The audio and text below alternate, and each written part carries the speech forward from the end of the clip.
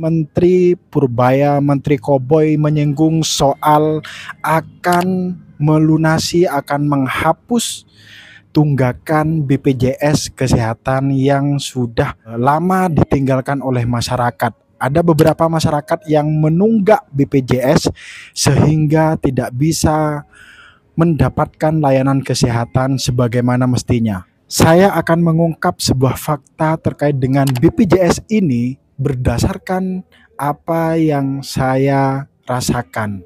Saya tidak bisa menggunakan layanan BPJS, namun tagihan masih tetap berjalan. Aneh bukan? Harusnya sudah tidak membayar, oke lah, di bulan tersebut ada tunggakan 1 bulan katakanlah.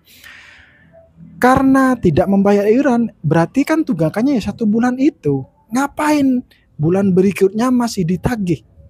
Itu pertanyaannya, ngapain masih ditagih? Padahal layanannya sudah tidak bisa dipakai. Kemudian tagihan itu masih tetap tercatat. Dan sampai detik ini masih ditagih setiap bulan melalui WA, karena saya juga sempat bekerja di perusahaan lagi waktu itu, masih ditagih kepada perusahaan itu yang dimana itu tidak ada kaitannya karena BPJS yang saya tunggak itu adalah BPJS yang saya bayarkan secara mandiri seperti itu. Artinya tidak ada hubungannya dengan perusahaan.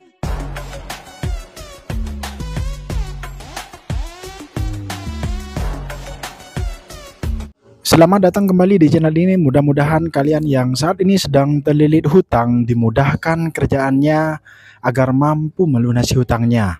Baru-baru ini Menteri Purbaya, Menteri Koboi menyinggung soal akan melunasi, akan menghapus tunggakan BPJS Kesehatan yang sudah lama ditinggalkan oleh masyarakat. Ada beberapa masyarakat yang menunggak BPJS sehingga tidak bisa mendapatkan layanan kesehatan sebagaimana mestinya.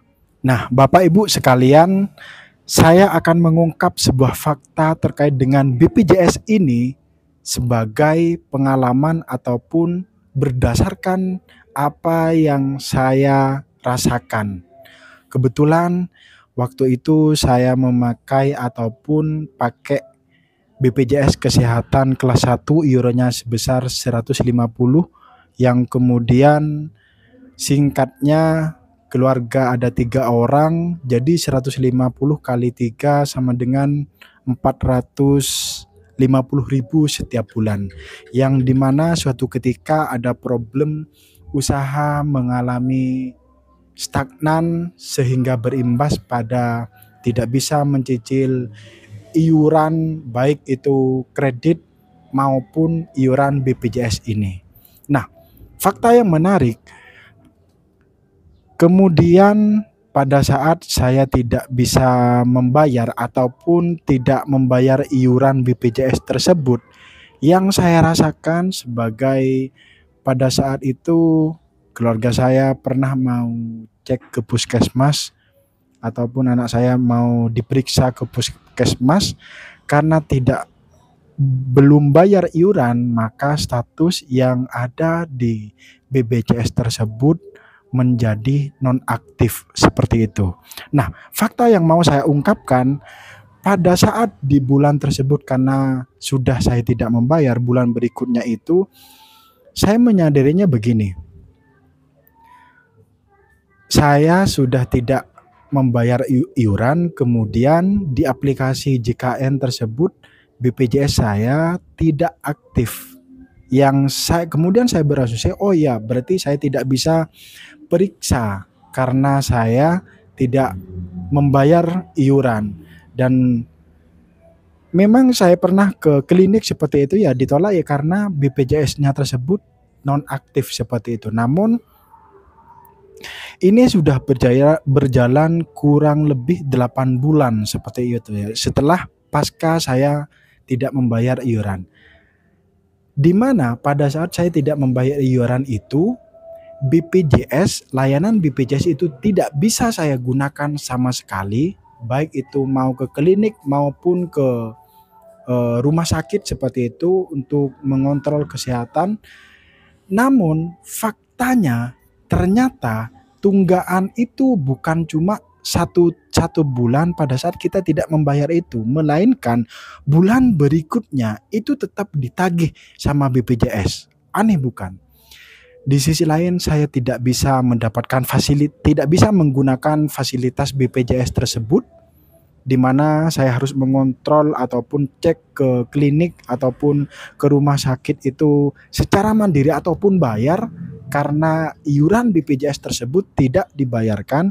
Namun di sisi lain, tagihan setiap bulan itu masih tetap jalan. Kenapa begitu? Ada yang bisa dijelaskan? Silahkan langsung komen di bawah. Saya geleng-geleng. Dan kemudian karena saya memahami di bulan berikutnya itu oke lah, berarti karena memang ngontrol satu kali tidak bisa memakai fasilitas layanan BPJS ini karena memang tidak iuran, ya udah saya memang menyadari seperti itu. Namun faktanya BPJS saya tidak aktif, namun tagihan setiap bulan itu tetap berjalan. Nah, ini kan seperti lebih parah dibandingkan perbankan seperti itu, ataupun lebih parah dibandingkan pinjol. Saya berpendapat ini sebagai masyarakat dan salah satu pemakai BPJS kesehatan yang dimana saya tidak bisa menggunakan layanan BPJS, namun tagihan masih tetap berjalan. Aneh bukan?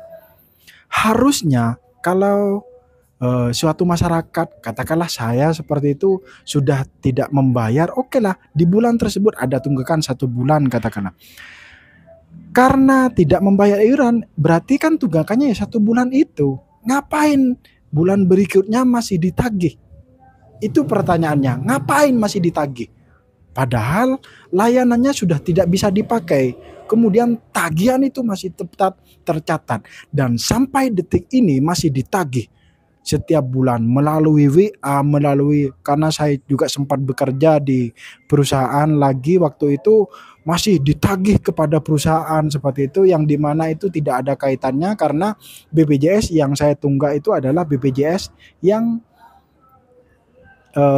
saya bayarkan secara mandiri seperti itu. Artinya tidak ada hubungannya dengan perusahaan. Nah, kemudian yang lebih aneh lagi, kalau masyarakat tidak pakai layanan tersebut, tidak bisa memakai layanan tersebut, kemudian tagihan itu masih berjalan, apa itu tidak memeras? Ini saya bukaan fakta seperti itu. Ini saya berdasarkan fakta yang saya alami sebagai pemakai BPJS Kesehatan. Akhirnya sampai detik ini saya mempunyai tunggaan di BPJS Kesehatan itu sebesar 3.600.000 karena dihitungnya 8 bulan. Nah, kenapa kemudian bisa closing 8 bulan? Ini saya juga ungkap fakta. Lagi-lagi setelah hampir 8 bulan waktu itu saya tidak membayar iuran, kebetulan saya keterima di salah satu perusahaan. Akhirnya BPJS Mandiri itu kemudian terstop secara otomatis di bulan tersebut, yang kemudian BPJS saya dialihkan ke BPJS PIB ataupun penerima iuran. Intinya saya bekerja, kemudian saya mendapatkan fasilitas dari kantor seperti itu. Barulah BPJS yang mandiri itu di stop tagihannya. Kalau saya tidak keterima kerja, mungkin sampai detik ini saya masih gulung setiap bulan itu. Tetap ada tagihan, bukan cuma tunggakan 1 bulan, melainkan mungkin berapa tahun, saya menilainya kurang lebih hampir 2 tahun lebih, berarti tunggakan saya hampir 2 tahun kalau saya tidak keterima kerja seperti itu.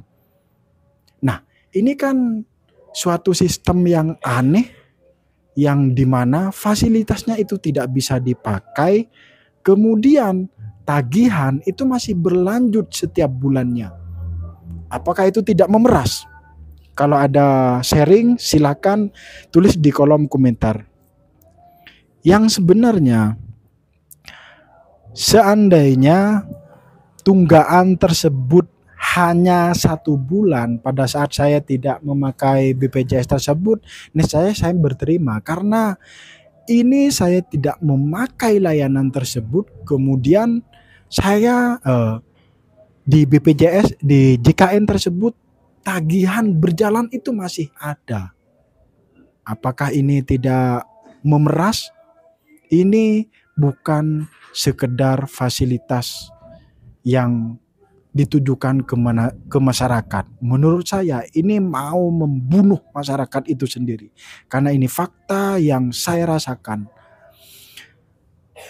Lagi-lagi ada Purbaya, Menteri Koboi ini kemudian respect ataupun bakalan memutihkan tunggaan BPJS itu, yang juga waktu itu ada beberapa media ataupun ada beberapa dari pihak BPJS sendiri yang kemudian merespon dananya sudah ada sebesar 20 triliunan untuk membayar tunggakan yang sudah ditinggalkan oleh masyarakat seperti itu. Namun ada beberapa pernyataan dari pihak BPJS-nya bahwa yang akan diputihkan adalah masyarakat yang menunggak secara pribadi, artinya seperti saya yang tadi, kemudian beralih pada penerima iuran yang dari perusahaan. Artinya masyarakat tersebut sudah menunggak secara pribadi, kemudian mungkin keterima kerja, lalu BPJS Kesehatan membayar BPJS Kesehatannya secara perusahaan seperti itu, yang kemudian masih ada tunggaan. Artinya kalau dari urutan ini harusnya saya mendapatkan pemotongan ataupun pemutihan tersebut.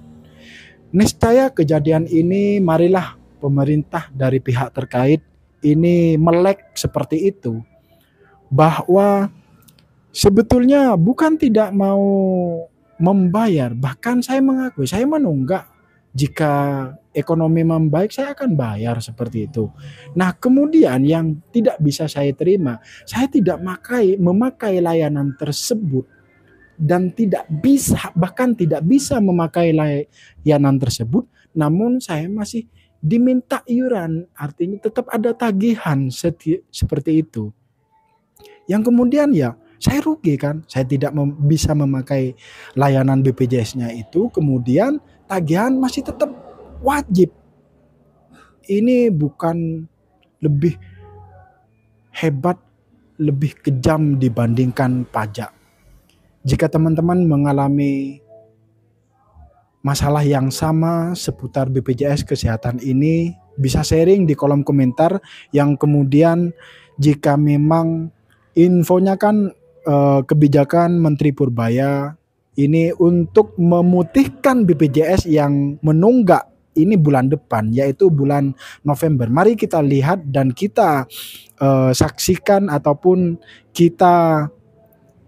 mari kita lihat bersama apakah BPJS kebijakan tersebut bakalan benar-benar pro terhadap masyarakat kecil atau hanya sebatas gertakan belaka yang kemudian menarik simpati. Mudah-mudahan informasi ini memberikan informasi yang membuka paradigma ataupun sudut pandang teman-teman terkait dengan layanan BPJS Kesehatan. Jika ada kejadian yang sama ataupun ada pendapat, silahkan tulis di kolom komentar di bawah. Sampai jumpa. Semoga teman-teman sehat selalu yang sedang saat ini diberikan ujian yaitu hutang, diberikan kelancaran usahanya, pekerjaannya agar mampu melunasi hutangnya. Sekian video kali ini, sampai jumpa di video berikutnya. Jangan lupa tulis kolom komentar di bawah. Mari kita diskusi seputar BPJS ini. Apa pendapat teman-teman? Apa pengalaman teman-teman?